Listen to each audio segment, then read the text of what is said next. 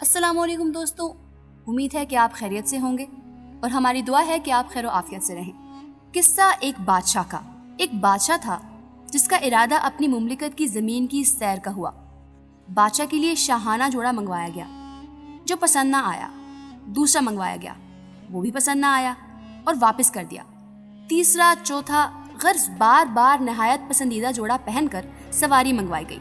एक उम्दा घोड़ा लाया गया, वो पसंद ना आ सका तो वो वापस करके दूसरा, तीसरा, चौथा, और जब वो भी पसंद ना आया तो सब घोड़े सामने लाए गए।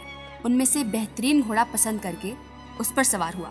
बादशाह निहायत तकब्बुर से घोड़े पर सवार हुआ। फौज, प्यादे सब साथ चले, मगर बड़ाई से बादशाह उनकी तरफ देखना भी गवारा न करता। रास्ते में चलते चलते एक फकीर पुराने कपड़ों में मिला।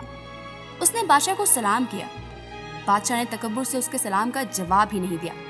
उस फकीर ने बादशाह के घोड़े की लगाम पकड़ ली।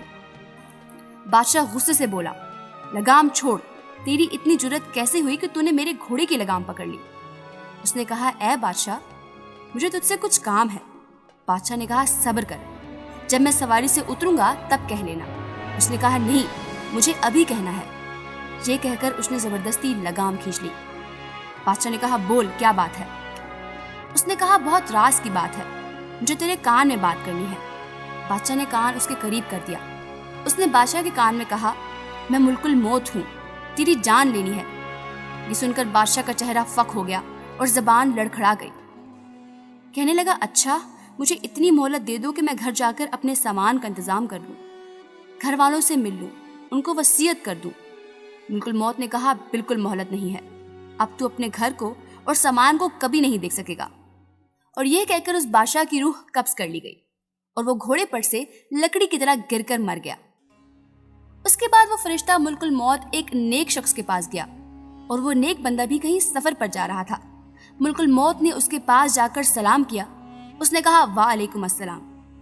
मुल्कुल मौत ने कहा, मुझे तेरे कान में एक बात कहनी है। उसने कहा, जी बिल्कुल कहिए। मुल्कुल मौत ने उसके कान में कहा, मैं मुल्कुल मौत हूँ, आपकी रूह कब्ज करने आया हूँ।